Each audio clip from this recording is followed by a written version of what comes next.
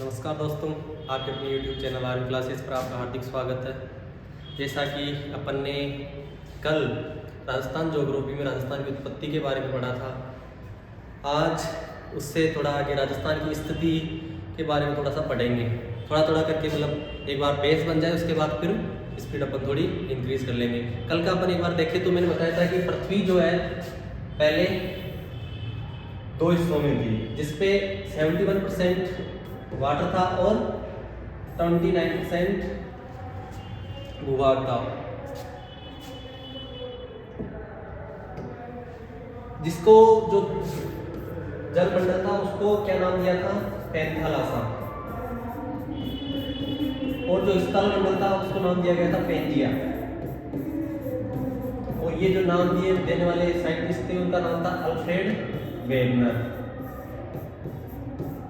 ये अपन ने कल देखा था। उसके बाद मैंने बोला था कि जो पृथ्वी है उसमें हलचलें हुई और ये जो स्थल मंडल था उसमें एक दरार आ गई। फिर अपन ने ऐसे देखा था कि ये जो दरार थी वो ऐसे देखा था अपन लगभग। इस जो ऊपर वाला जो हिस्सा था उसको तो अपन ने नाम दिया था अंगारा लैंड, और जो नीचे वाला जो हिस्सा था उसको दिया था गोंडवाना लैंड। इस प्रकार अब एक बात बताओ, अगर पृथ्वी फटेगी तो सीधी सी बात है बीच में पानी आएगा, और जो पानी आया था उस पानी को अपन ने नाम दिया था, जो जलीय मंडल था उसको नाम दिया था अपन ने तैतीस सागर। फिर मैंने बताया था कि जो राजस्थान है, राजस्थान में अंगारा लैंड का कोई हिस्सा ना तो राजस्थान में है ना भारत में। और राजस्थान और भारत में किस किस के हैं? गोंडवाना लैंड और तैतीस सागर। तो गोंडवाना लैंड को मैं जी से लिख सकता हूँ और तैतीस सागर को टी से। अब तो गोंडवाना लैंड के जो पर्वत और पठार है वो किसके थे? पर्वत कौन कौन से हैं? अरावली।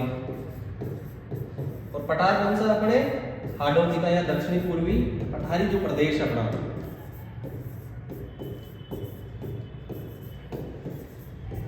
ये किसके हिस्से थे? गोंडवाना लैंड के। और जो मरुस्थल और मैदान है, थार का मरुस्थल मान लो या पश्चिमी मरुस्थलीय प्रदेश, और जो मैदानी प्रदेश है पूर्वी मैदानी प्रदेश, ये किसके थे? तैतीस सागर के। फिर मैंने बताया था कि कालक्रम के अनुसार इनको अगर अपन देखें तो सबसे प्राचीन अरावली था और सबसे नवीनतम पूर्वी मैदानी प्रदेश था। यही इनका क्रम था, अरावली, फिर दक्षिणी पूर्वी पठारी प्रदेश, थार का मरुस्थल और पूर्वी मैदानी प्रदेश। सबसे नवीनतम मैदानी था, सबसे प्राचीन अरावली था। और अगर इनकी अपन थोड़ा सा और देखें तो जो अगर अपन भारत में देखते हैं तो भारत की बात करें तो जो थार का मरुस्थल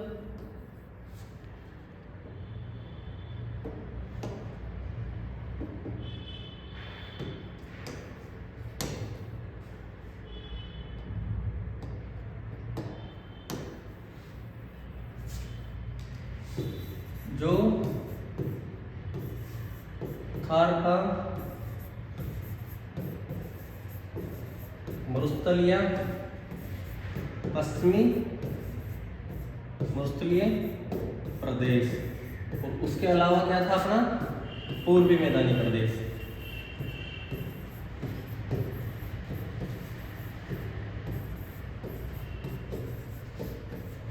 ये दोनों अगर भारत के विस्तार में देखें तो भारत का उत्तर विशाल मैदान है, भारत का उत्तर का विशाल मैदान उसका हिस्सा माने जाते हैं।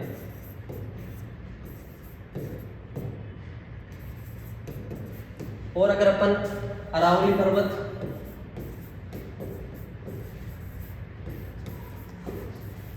और पठार की बात करें, दक्षिण पूर्वी पठारी प्रदेश की, तो वो प्रायद्वीपीय भारत का प्रायद्वीपीय पठार का हिस्सा माना जाता है। इस प्रकार राजस्थान का अपन ने कल देखा था। ये चीजें शायद मैंने कल आपको नहीं बताई थी। भाई थार का मरुस्थल और पूर्वी मैदानी प्रदेश भारत के उत्तर विशाल मैदान का हिस्सा है, और अरावली पर्वत और पठारी प्रदेश दक्षिण पूर्वी पठारी प्रदेश है वो प्रायद्वीपीय भारत के प्रायद्वीपीय पठार का हिस्सा है। इसके बाद में आज जो नया टॉपिक स्टार्ट करेंगे वो है राजस्थान की स्थिति। देखो, राजस्थान की स्थिति के लिए, किसी भी जगह की स्थिति देखने के लिए अपने को दो चीजों का ज्ञान होना जरूरी है। एक तो चीज है अक्षांश और दूसरी चीज है देशांतर। अक्षांश और देशांतर। आई होप आप अपने ग्लोब देख रखा होगा। ग्लोब पर जो आड़ी रेखाएं खींची जाती है, ऐसी रेखाएं होती है, इनको तो बोलते हैं अक्षांश। और ग्लोब पर जो खड़ी रेखाएं खींची जाती है, ऐसी रेखाएं, इनको बोलते हैं देशांतर। अर्थात अगर अपन अक्षांश रेखाओं की परिभाषा करें तो ग्लोब पर खींची जाने वाली, ग्लोब पर क्षैतिज या आड़ी खींची जाने वाली काल्पनिक रेखाएं अक्षांश कहलाती है, और ग्लोब पर लंबवत खींची जाने वाली या खड़ी रेखाएं जो काल्पनिक रेखाएं होती है वो देशांतर कहलाती है।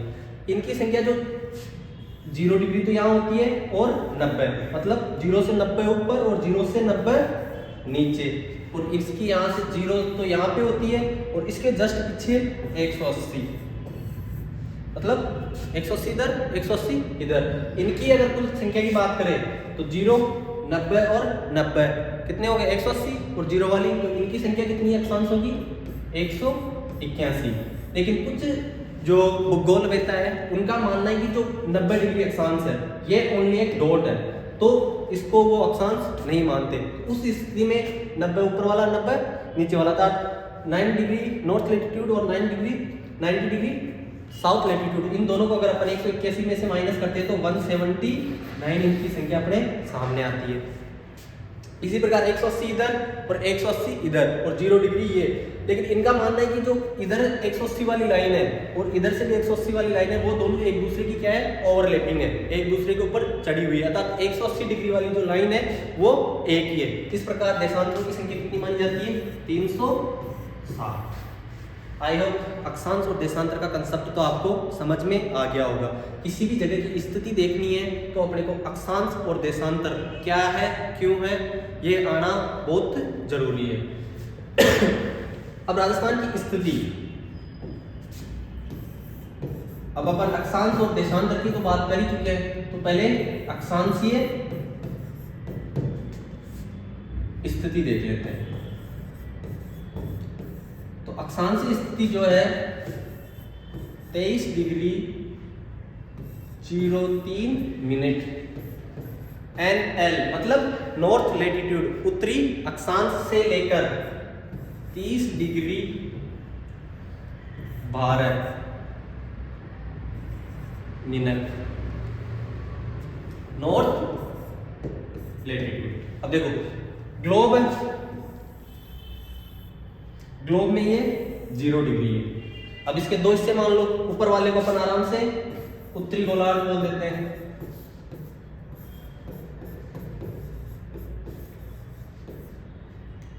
और नीचे वाले को दक्षिणी गोलार्ध। अब अगर इसकी अपन बात करें नॉर्थ लैटिट्यूड उत्तरी अक्षांश, मतलब 0 डिग्री यहां पर है, ठीक है। अगर अपन यहां से इसको ओवरलैपिंग करना स्टार्ट कर रहे हैं तो जो 23 डिग्री 03 है, मान लो ये अपनी 23 डिग्री 03 है, कौन सी है ये 23 डिग्री 03 मिनट ये, और उसके बाद में यहां से स्टार्ट होके कौन सी है, नॉर्थ में तो ऊपर की साइड होगा, साउथ में होगी तो अपन दक्षिण में लेते, उसके बाद में 30 डिग्री 12 मिनट, तो ये अपन यहां से खींच लेते हैं, ये अपनी 30 डिग्री 12 मिनट।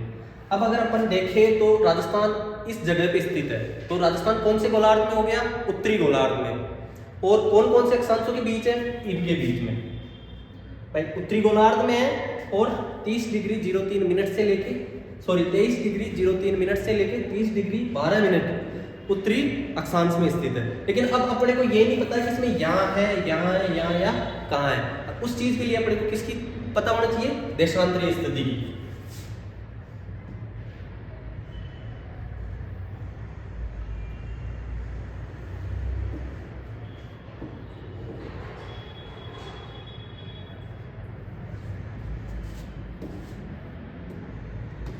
कौन सी? लॉन्गिट्यूडनल देशांतरीय स्थिति। जो भारत की, राजस्थान की क्या है? 69 डिग्री 30 मिनट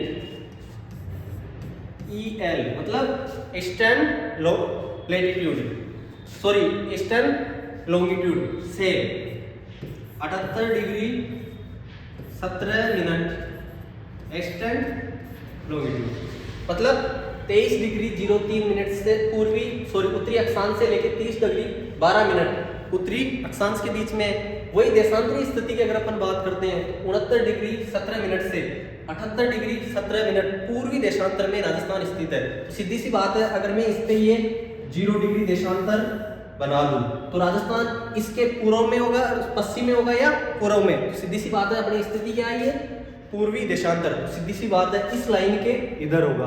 और वो इधर कैसे देखेंगे? तो जैसे यहां से अपन ने ये लाइन बना दी और ये इस लाइन को अपन ने नाम क्या दिया? 69 डिग्री 30 मिनट पूर्वी देशांतर, ये अपन ने इसको नाम दे दिया। अब ये तो पहली वाली लाइन आ गई।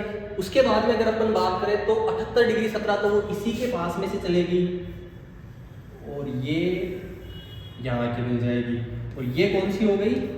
78 डिग्री 17 मिनट पूर्वी देशांतर। इस प्रकार अपन ने ये वेरीफाई कर लिया कि जो अपना राजस्थान है, ग्लोब में राजस्थान की स्थिति क्या होगी? ये वाली। अगर ग्लोब में राजस्थान की स्थिति देखना चाहते हैं अपन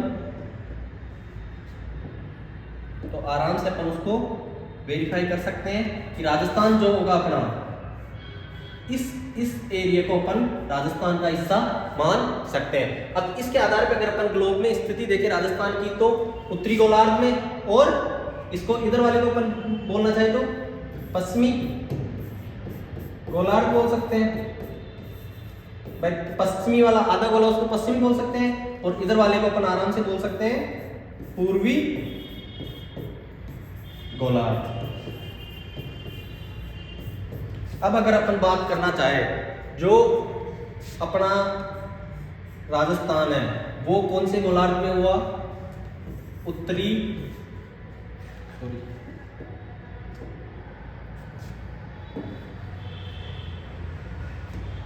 तो राजस्थान की जो स्थिति है वो कौन सी गोलार्ध में हुई? उत्तरी पूर्वी गोलार्ध। अब सीधा सीधा एग्जाम में क्वेश्चन आता है, राजस्थान विश्व के कौन से गोलार्ध में या राजस्थान की विश्व में स्थिति है? तो उत्तर में, दक्षिण में, दक्षिण पूर्व में, उत्तर पूर्व में, दक्षिण। तो सीधा सीधा जिनको बेसिक चीजें पता है वो आराम से इस चीज का ज्ञान ले सकता है, आराम से पहचान सकता है। अब ये जो चीज है इसी को अगर अपन ढंग से देखें तो आगे राजस्थान के पक्ष में यहाँ पे मैं तुम्हें एक छोटी सी चीज भाई, उत्तरी पूर्वी किसमें है? विश्व में। लेकिन यहीं पे अगर अपन भारत की बात कर लेते हैं तो आप सबको पता होगा जो भारत है, भारत का नक्शा अपन ऐसे बना सकते हैं अगर एक तरह से, और इसमें राजस्थान कहाँ पे है? यहाँ पे। ये अपना राजस्थान है भारत के परिप्रेक्ष्य में। ये क्या है? अपना राजस्थान। और ये नक्शा किसका है? भारत का। अगर मैं ये देखूं, ये क्या हो गया? पश्चिम। ये क्या हो गया? पूर्व। ये क्या हो गया? दक्षिण। और ये हो गया उत्तर। तो बताओ विश्व में राजस्थान कहाँ आया था? उत्तर, दक्षिण, पूर्व, पश्चिम, मतलब उत्तरी पूर्वी गोलार्ध में। वही स्थिति भारत के परिप्रेक्ष्य में बदल के कहाँ हो जाती है? उत्तर पश्चिम में। अर्थात भारत में राजस्थान की स्थिति कहाँ है? उत्तर पश्चिम। राजस्थान की स्थिति भारत में उत्तर पश्चिम में है, विश्व में अगर गोलार्ध ग्लोब की बात करें तो उत्तरी पूर्वी गोलार्ध में। आई होप आपको ये चीज अच्छे से समझ आ गई होगी। उसके बाद में अगर अपन आगे बढ़े राजस्थान की बात करें तो राजस्थान के अक्षांश और देशांतर से लेके कुछ फैक्चुअल क्वेश्चन बनते हैं, उन पे अपन चर्चा कर लेते हैं। पहले अपन अक्षांश की बात कर लेते हैं, उसके बाद देशांतर की बात कर लेंगे। अगर अपन राजस्थान की बात करें तो इस प्रकार से अपना राजस्थान है। अब राजस्थान की जो ये अक्षांश स्थिति है, इनके बीच में ये अपन ने पढ़ा था जो 23 डिग्री 03 मिनट उत्तरी अक्षांश, और ऊपर वाले को अपन ने पढ़ा था 30 डिग्री 12 मिनट उत्तरी अक्षांश। इन दोनों के बीच में यहाँ से कुछ फैक्चुअल क्वेश्चन बनते हैं। जो 23 डिग्री 3 मिनट है, यहाँ पे राजस्थान का जो स्थान है उसको बोलते हैं बोरकुंडा गांव।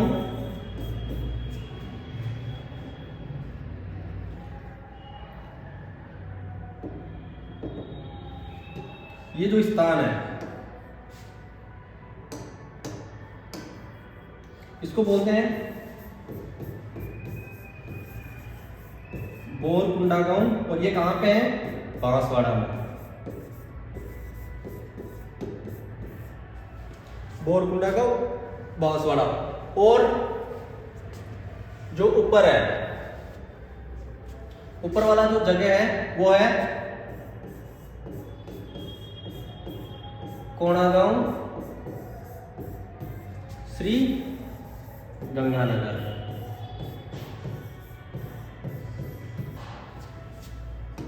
इस प्रकार सबसे दक्षिणतम स्थान क्या हो गया राजस्थान का? बोरकुंडा गांव बांसवाड़ा। और सबसे उत्तरी स्थान क्या हो गया? कोणागांव श्री गंगानगर। अगर अक्षांशीय विस्तार देखें राजस्थान का, यहां से लेके यहां तक की दूरी, तो वो है 826 किलोमीटर। कितनी है?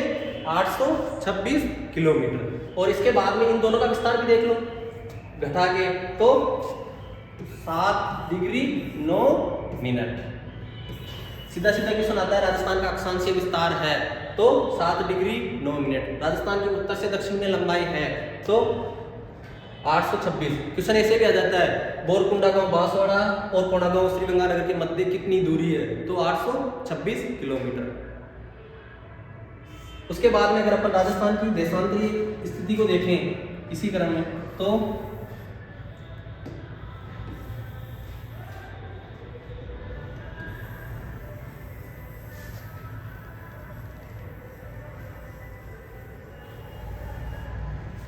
ये अपना राजस्थान है एक तरह से।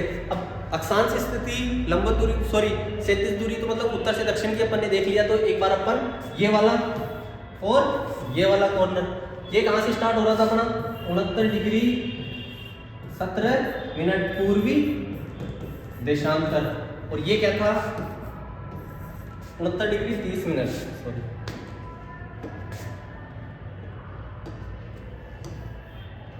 69 डिग्री 30 मिनट। और ये था अपना 78 डिग्री 17 मिनट पूर्वी देशांतर। अब यहाँ पे वैसे जैसे अपन पूर्वी देखें तो राजस्थान का सबसे पश्चिमी कौन सा हो गया? कटरागांव जैसलमेर। और अगर पूर्वी गांव देखें राजस्थान का तो सिलाना गांव धौलपुर। और राजस्थान की जो पूर्व से पश्चिम में, जो पश्चिम से पूर्व की जो चौड़ाई है वो है 869 किलोमीटर। ये तो अपने राजस्थान की अक्षांशीय और देशांतरी अपने दो चीजें देख ली भाई।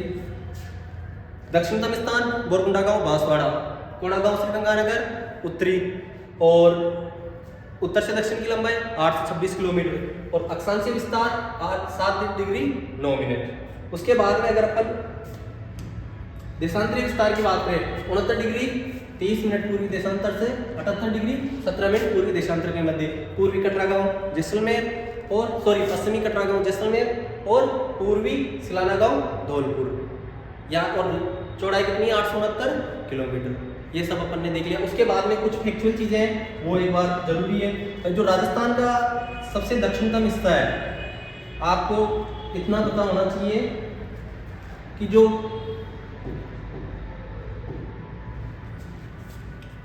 ग्लोब है, ग्लोब पे कुछ रेखाएं हैं, उनको जैसे 0 डिग्री है, इसको सबको पता होगा भूमध्य रेखा या विषुवत रेखा के नाम से जानते हैं।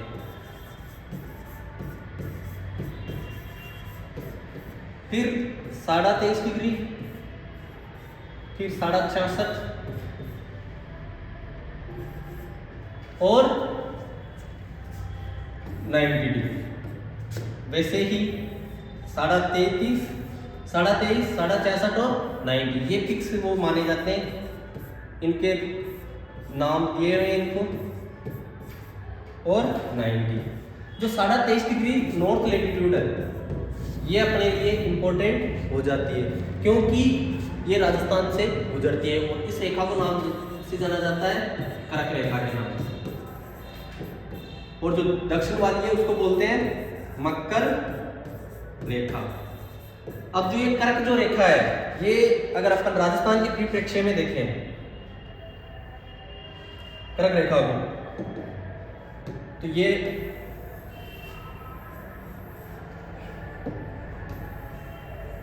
एक तरह से ये राजस्थान है, तो राजस्थान का जो दक्षिणतम हिस्सा है यहां से गुजरती है 23.5 डिग्री। और वो कौन कौन से जिलों से? डूंगरपुर और बांसवाड़ा। यहां से एकमात्र एक क्वेश्चन आता है कर्क रेखा राजस्थान के किस जिले से गुजरती है, तो डूंगरपुर और बांसवाड़ा। उसी प्रकार देशांतर का एक क्वेश्चन बनता है कि भाई सूर्य से रिलेटेड क्वेश्चन बनता है कि यदि यहां से यहां वाली जो डिस्टेंस है इसको सूर्य कवर करने में कितना समय लेगा, तो अपनी राजस्थान की स्थिति है 69 डिग्री 30 मिनट से 78 डिग्री 17 मिनट। ये अपने राजस्थान की स्थिति है। अब इनको अगर अपन घटाते हैं तो 8 डिग्री 47 मिनट इनका डिफरेंस आता है। घटा के देख लेना आप। उसके बाद में अगर अपन 1 डिग्री की बात करते हैं, 1 डिग्री बराबर 4 मिनट और 1 मिनट बराबर 4 सेकंड। भाई जो सूर्य है उसको एक देशांतर है, इसको क्रॉस करने में कितना समय लगता है? 4 मिनट। और जो एक देशांतर में छोटी छोटी लाइनें हैं 60 है, उसको क्रॉस करने में कितना समय लगता है? 4 सेकंड। अब राजस्थान से कितनी लाइनें निकल रही है? 8। तो 8 लाइनों क्रॉस करने में कितना समय लगेगा? 8 से इसको गुणा कर लो, कितने हो जाएंगे? 32 मिनट तो पूरी हो गई। अब अपने पास कितनी बची? 47 मिनट बची हुई है ना। अब देखो 47 मिनट है अपने पास, इनको 1 मिनट को क्रॉस करने में सूर्य को कितना समय लगता है? 4 सेकंड। इसको 4 से मल्टीप्लाई कर लो, कितना हुआ? और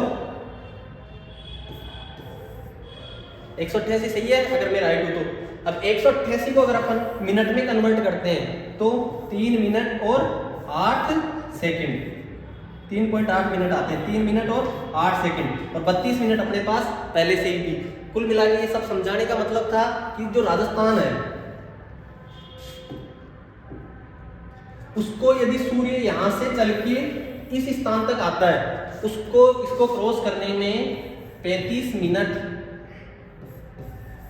और 8 सेकंड का समय लगता है। ये क्यों लगता है? क्योंकि इन दोनों का अंतराल कितना है? 8 डिग्री 47 मिनट और 1 डिग्री बराबर